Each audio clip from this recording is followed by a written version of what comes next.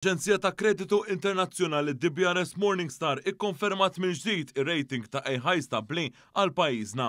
Din 11-il darba konsekuttiva li din l-Aġenzija Internazzjonali tat dan iċ-ċertifikat b'saħħtu lill-ekonomija Maltija. L-esperti indipendenti ta' din l-Aġenzija Internazzjonali innutaw li l-irkupru ekonomiku wara l-pandemija kien b'saħħtu u aqwa minn dak irreġistrat fil-pajjiż tal-Unjoni Ewropea. Hawnhekk ġie nnutat kif l-ekonomija Maltija kibret bi 18% bejn l-2019 u s-sena l-oħra.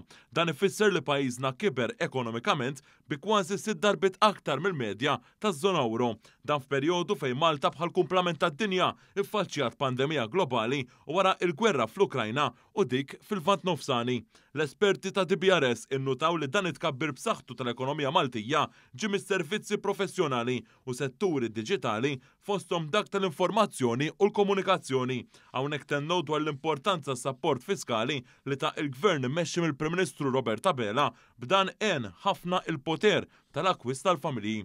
Intqal ukoll li l-ekonomija Maltija se tibqa' għaddejja b'saħħitha hekk kif din is-sena mistennija tikber b'4.4%. L-esperti indipendenti tad-DBRS Morningstar irrimarkaw fuq id-deċiżjoni tal-Gvern li jissussidja u jżomm stabbli il-prezzijiet ta' enerġija u l-fuels. B'dawn jemmnu li d-deficit ta' pajjiżna se jkompli jitnaqqas. Intqal ukoll li l-pis tad-dejn nazzjonali huwa ferm aħjar meta mqabbel ma' dak fil-maġġoranza tal-pajjiżi Ewropej. Hawnhekk DBRS tenna kif is-sitwazzjoni ta' pajjiżna hi sostenibbli.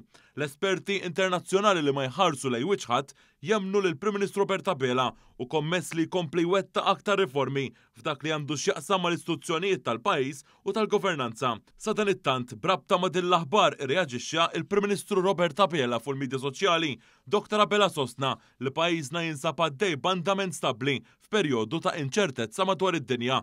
Il-Prim Ministru saq li mill-2019 l-ekonomija f'pajjiżna kibret 6 darbiet akbar miż-żona euro. Il-Prim Ministru Robert Abela saq li dan juri kemm il-miżuri tal-Gvern li jipproteġi lill familji u n-negozji f'perjodu ta' sfidi internazzjonali kienu effettivi.